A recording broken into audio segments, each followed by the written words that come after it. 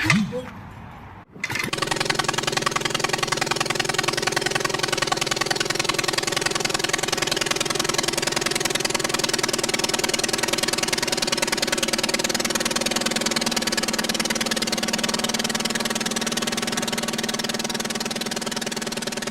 to ADCO Aviation. On the 16th video, I discussed the landing gear and wing mounts for our Legal Eagle XL. In a few of the pictures of that video, you may have noticed a few extras to my build. As mentioned before, I did add the 1/2-inch tubing behind the seat to help triangulate the frame somewhat. Also, Les adds a small triangle at the dash to help stiffen the front station number 2. Well, I decided I'd add a brace there as well. Also, I figured since Leonard recommends a patch to span the butt joint, I'd include it in the same piece. So these are a threefer, I guess. A dash, a brace, and a splice plate. I designed them to hold a 2-inch gauge with very little weight added to the structure. My plan was to place the tack on the same side as both ignition switches and throttle. More on that in a bit. And a voltage meter on the same side as the master switch. Not 100% sure on the gauges I'm going to use yet. My plan is to try the tiny tack that I received with my engine for the tack and another lightweight digital voltage gauge, but we'll see. Anyways, some of you may have also noticed the guards over my switches. Since I won't have electric start, I didn't want to accidentally turn off the primary ignition or the master switch during flight, so I came up with this super lightweight solution to guard those switches. I took a piece of heavy welding rod and bent it over a 7/8" tube, making 4 identical horseshoe-shaped guards. I then drilled the same size hole as the welding rod in my mini dashboards on both sides of these switches. Leaving about 1/8 of an inch of the rod stuck through the back, I spot welded, so to speak, from the back side of my mini dashboards.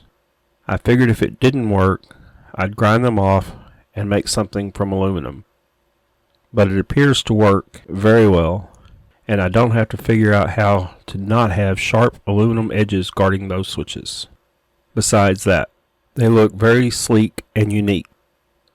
So I made a mirror copy for the other side.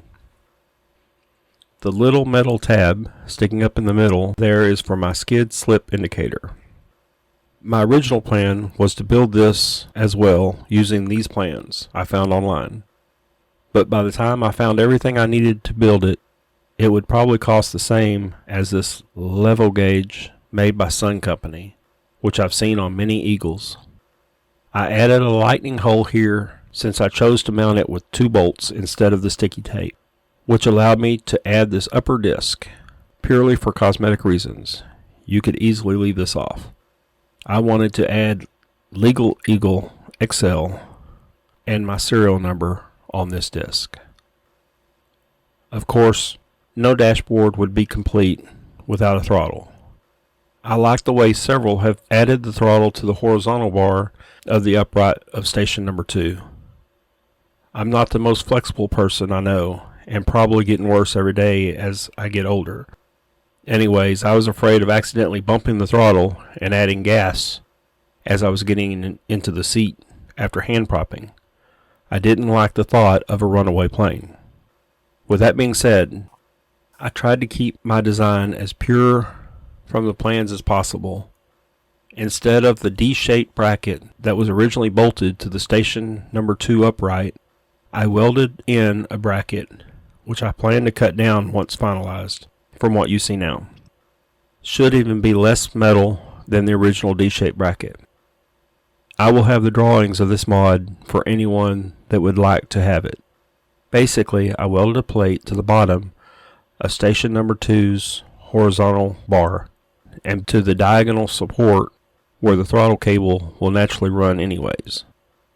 The throttle lever is basically the same as Leonard's, with a small kick at the end to aid in the throttle cable running down that support.